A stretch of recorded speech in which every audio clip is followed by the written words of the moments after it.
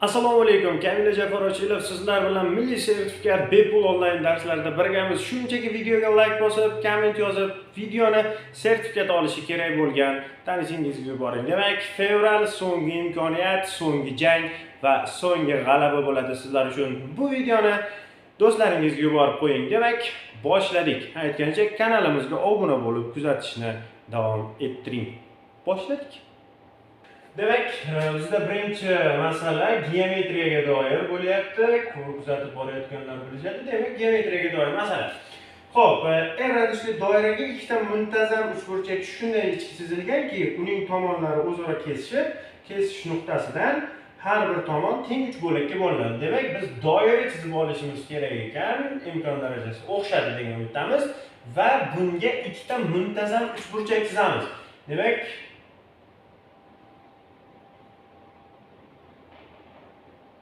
sal pastroqdan chizsak, menimcha maqsadga muvofiq bo'ladi. Bu birinchisi. Endi ikkinchisini biz quyidagicha chizsak. Demak, mana shunday holatda chizilgan va har biri teng 3 bo'lakka bo'lingan. Ya'ni mana bu bo'laklarning har biri bir-biriga teng bo'ladi. Bunaqasiga. Xullas kalom hammasi bir-biriga teng. Yaxshi. Nima deyapti? Tomonlari uchburchak tomonlarning o'rtasidagi kesmalardan iborat bo'lgan ko'pburchak yuzini toping. Endi uchburchakni tomonining o'rtasi mana shu o'rtadagi qismning o'rtasi bo'ladi. Chunki bu yoqda ham bitta bo'lak teng. Mana shuni o'rtasidan bo'lsak, demak mana shu. Xo'p, mana bu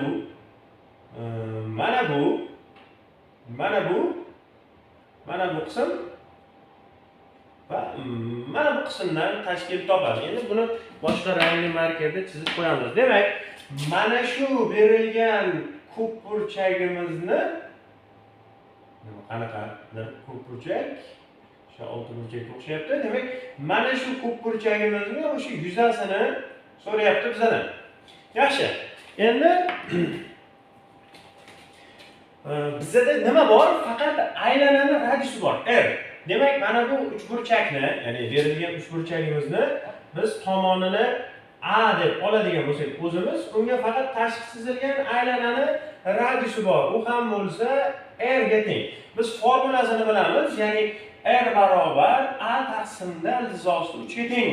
Bundan biz uchburchak tomonini topib oladigan bo'lsak, R teng, demak R iltizosi 3 ga teng bo'lar ekan. Endi mana bu bo'laklarimizni har biri 3 ga bo'lingan. Demak, mana bu qism ham A taqsimda 3, mana bu qism ham A taqsimda 3 va mana bu qism ham A taqsimda 3. Xuddi shunday qolgan bo'laklarda ham. Demak, biz A ni ham 3 ga bo'lamiz. Demak, A taqsim 3 bo'ladi bizga. R iltizosi 3 taqsimda 3. Qisqartirib yuborsak, R taqsimda iltizosi 3 ga teng bo'ladi. Yaxshi. Endi e'tibor bering, bu bo'laklar bir-biriga teng va bular 6 burchakga ega. 1 ta, 2 ta, 3 ta, 4 ta, 5 ta, 6 ta tomonli 6 burchak bo'lyapti. Xo'p, agar bular 6 burchak bo'lsa, mana shu katta, ya'ni mana bu 6 burchakni ko'p bilan chizilgan katta 6 burchakning yuzini topamiz. Demak, S6 burchak deb qo'yamiz. Birinchisi S6 burchak birinchisi deb qo'yaylik. Xo'p, tomonlari demak mana bundan A taqsim 3. Demak, 6 burchakning yuzini formulasi quyidagicha. 6 ta, misol uchun deylik, bitta uchburchakning tomoni mayli. Demak, A taqsim 3 ni kvadratini iltizosi 3 ga ko'paytirib 4 ga bo'lganmiz. Ya'ni mana muntazam uchburchakning yuzida 6 ta bo'ladi. Xo'p, endi biz A taqsim 3 ning o'rniga R taqsim iltizosi 3 qo'yamiz. 6 ko'paygan R kvadrat taqsimda 3 ko'paygan iltizosi 3 pastda 4 bo'ladi. Xo'p, demak, mana bu ikkalasi qisqaradi 2. Bu 2 bilan qisqaradida R kvadrat iltizosi 3 taqsimda necha 2 ga teng bo'lar ekan. Nima? Mana bu 6 burchakni tomoni. Endi bizga buni so'ramayapti-da, mana bu qizil bilan berilgan shaklning yuzini so'rayapti. Endi buning uchun mana bu chetidagi uchburchaklar teng va shularni chiqarib tashlaymiz. Mana bu burchak bizlarda bor 120 gradus. Tomonlari demak mana shu a taqsim 3 ning yarmi. Demak, S uchburchagimiz mana bular. Bundan 6 ta, 1 2 3 4 5 6 ta. Xo'p, 1 taqsim 2 ko'paygan. Endi a taqsim 3 ning yarmi a taqsim 6 bo'ladi. Demak, a taqsim 6 ni kvadrati ko'paytirilgan sinus 120 gradus. Xo'p, soddalashtirsak 6 ko'paygan 1 taqsim 2 ko'paygan a kvadrat taqsim 36 ko'paygan sinus 120 gradusda ildizosi 3 taqsim 2 ga teng. Yaxshi. Xo'p, qisqartiramiz. 6 bo'ladi. Demak, bizda turibdiki a kvadrat ildizosi 3 taqsimda 2 2 4 24. Biz yozganmiz a deganimiz r ildizosi 3 ga teng. Kvadrati r kvadrat ko'paygan, xo'p, 3 bo'ladi. Ko'paygan ildizosi 3 pastda 24. Qisqartirsak, demak 8 bo'lar ekan. Demak, bu bo'ladi r kvadrat ildizosi 3 taqsimda 8. Xo'p, endi mana 6 ta uchburchak yuzasini yig'indi shu ekan. Katta 6 burchagimiz tomoni yuzasi bu ikkalasini ayiramiz.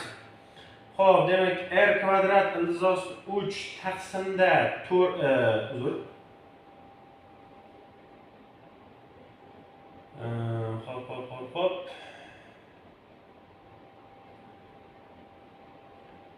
2 dan bu 2 ayiramiz mana buni. R kvadrat ildizosi 3 taqsimda 8. Bunga 4 ta beramiz. 4 ta bittan ayiramiz. Demak 3 ildizosi 3 r kvadrat taqsimda 8 ga teng bo'lar ekan. Davom etamiz.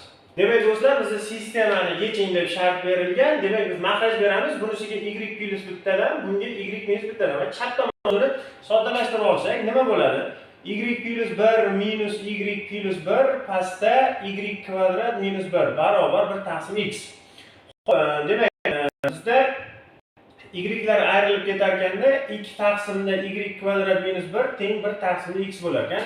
Proporsiya tuzsak, y kvadrat minus 1 teng 2x minus 1 tomonga plus bo'lib o'tsa, y kvadrat teng 2x plus 1. Mana shu y kvadratni mana bu yoqqa olib qo'yamiz. Ya'ni 2x plus 1 minus x minus 5 barobar 0.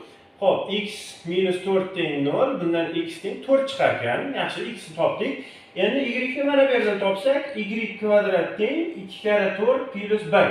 Demak, y kvadrat teng demak 9 bo'lsa, y teng plus minus 3. Demak, bizda ikkita javob chiqar ekan. Chunki y'imiz ikkita chiqdi.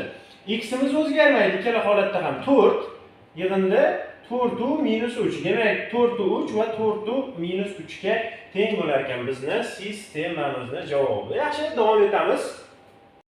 Demak do'stlar, bizda 3-savol irratsional ifoda, ya'ni soddalashtirish kerak, lekin e'tibor bering, hech qanaqa oraliq yo'q. Demak, biz oraliqni ham o'zimiz topib olishimiz kerak. Demak, bu misollar oson bo'lardi agar bizga ma'lum bir oraliqlarni berilsa. Xo'p, oraliqlarni soddalashtirish uchun nima qilamiz? Birinchi navbatda buni ildizdan qutqarish uchun nimanidir kvadratiga keladimi yo'qmi, shuni topib olamiz. Berilgan narsalardan, demak bu x. Mana bu yerda mana 2 ko'paytirilgan 2 x minus 4. Demak, qarang, bu yerda 2 bor, bu formulaning ikkisi. Mana bu 2 bu qayerlarda turibdi, lekin mana bu yerdagi minus 4 yo'qolib ketadi, prosta x qoladi. Demak, bizga mana bunaqa narsa berilishi kerak. Xo'p, shunda mayli, keyin demak shunaqa holatda bo'ldi. Bunisini ham xuddi shunday holatda maydalab yozib olamiz. Demak, pastdagiga makhraj beramiz. Demak, x kvadrat bo'ladi 8x plusdan 16. Makhrajda x kvadratdan ildiz olishimiz kerak. Endi e'tibor bering. 4 yo'qolib ketyapti. Demak, bizda mana bunday ifoda bo'lyapti. Ildiz ichida, ildiz ostida yana ildiz x minus 4 plus 2 ni kvadrati bo'lyapti. Birinchi qavsimiz mana shunda 4 bilan minus 4 ketadi. Plus ikkinchisida ildiz ostida x minus 4 minus 2 ni kvadrati bo'lyapti. Mana shunaqa holat. Pastda x minus 4 ni kvadrati, pastda x kvadrat bo'lyapti. Mana shundan ildiz olishimiz kerak. Agar bizga oraliqlarini o'zi aytganda edi, misolda bemalol o'shanga qarab ochardik. Endi biz o'zimiz uchun oraliq topishimiz kerak. Yaxshi. Endi qarang, birinchi oraliq. Mana shu minusga kerak, ya'ni plyuslarga kerak emas. Mana shuni soddalashtirsak, x - 4 ildizda -2 teng 0. Qachon 0 ga teng bo'ladi? Qachonki x o'rniga biz 8 qo'ysak. Demak, mana bu ifodamiz 8 dan katta qiymatlarda musbat ochilar ekan. Demak, biz birinchi oralig'imizni 8 dan katta deb ochamiz. Shunday bo'lsin. 8 dan katta bo'lsa, bu musbat songa musbat sonni qo'shamiz, baribir musbat son bo'ladi. Bunisi ham xuddi shunday ochiladi, ya'ni o'z holicha. Bular ham o'ziday ochiladi. Mana. Bunga aloqasi yo'q. Demak, ikkilar qisqarib ketadi. Bizda qolar ekan 2 ildizosti x - 4. Mana bu maxrajdagi x ham tepaga o'tib oladi. Pastda x - 4. Ildizosti x - 4 ga bo'lib yuborsam, 2x pastda x - 4 bo'ladi ildizda. Qachon? Agar x katta 8 dan bo'lsa, ya'ni 8 dan katta son. Endi ildizda musbat bo'lish uchun 4 dan katta bo'lishi kerak va 8 dan kichkina oraliqni ko'ramiz. Endi bizning oralig'imiz 4 dan katta-yu 8 dan kichkina bo'lsa, bu musbat ochilaveradi. Bunisi manfiy bo'ladi. Ya'ni bu kichkina son bo'lib qoladi 2 dan. Shuning uchun teskari ochiladi. Ya'ni birinchisi o'ziday ochiladi. Mana bu plyusligimiz. Bunisi teskari, ya'ni 2 minus bunaqa bo'lib ochiladi. Plus 2 ildizosi x - 4.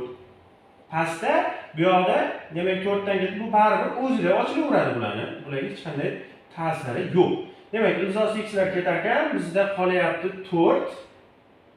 Pastdagi x ni tepaga chiqarib olsak, x pastda demak x - 4 bo'ladi. Qachonki bizning oralig'imiz 4 u 8 da bo'lsa, demak agar qo'yaylik, agar bizning oralig'imiz 4 u 8 oraliqda bo'lsa, demak do'stlar, bu milliy sertifikatga tushishi mumkin bo'lgan va shu tipga yaqin misollar tushadigan video dars. Buni barcha yaqinlarga ulashing, bizni qo'llab-quvvatlang.